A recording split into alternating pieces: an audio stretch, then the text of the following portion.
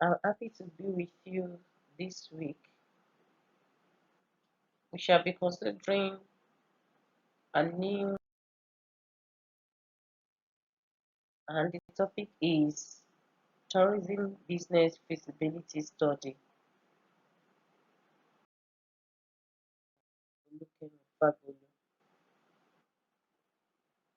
The fundamental aspect of any tourism investment decision is profitability.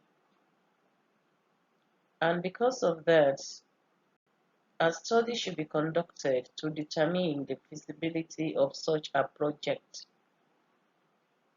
in order to discover the degree of risk associated with such an investment. At the end of this topic, you should be able to understand what tourism feasibility study entails and be able to conduct a good feasibility study for the success of tourism businesses. Now, what is tourism business feasibility study? It is a kind of study conducted in order to be able to establish both possibility and viability of a tourism project. It can be referred to as a comprehensive proposed venture for establishing a tourism business. What are the uses of tourism business feasibility study? The study helps to make a decision on investment. It helps to raise much capital for a tourism business. The study serves as a basis for measuring the performance. It can also assist to ascertain whether or not a project is worth undertaking. It is required to support an application for finance assistance and can also serve as an implementation guide.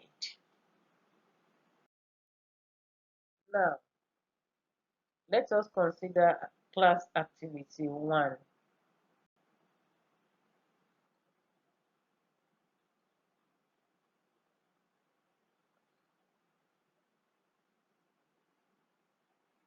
Good.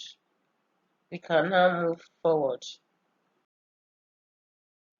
In a feasibility study, what are the key segments or key elements or key points that must appear in a feasibility study or that we must take notes when we are conducting a feasibility study? Some of those key elements include site selection, market information, supply and demand, facilities, information on labor requirements and situation, legal requirements, information on capital requirements, and financial projections. When we are conducting feasibility study, there are many ways by which you can collect information required for that business that we are trying to venture into when we are conducting a feasibility study. One of those methods is observation.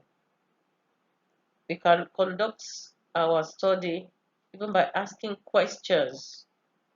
It could be through library research, either physical library or online library, as the case may be. It can even be research on the internet and so on. There are many methods.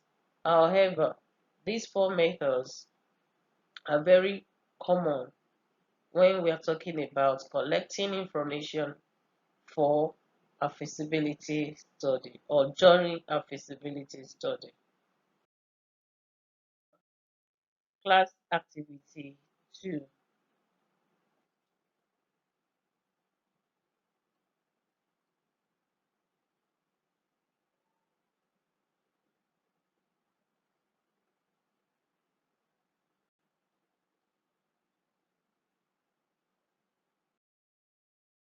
In conclusion, today we've looked at definition of feasibility study, key segments or elements when conducting a feasibility study, that is, those elements that we must take cognizance of when we are conducting a feasibility study, and as well as uses of feasibility study. But we need to know that tourism business feasibility study is significant to success or failure of a proposed tourism venture. Therefore, collection of information can be so easy or complicated depending on how you handle it and your professional capability. It is therefore of great importance to get the right information. However, in case of any complication in the process of conducting a feasibility study, it might be necessary to contact tourism feasibility experts or consultants. And have a good day. Till we meet next time. I remain your guide, Olukemi Fagolu. Bye bye.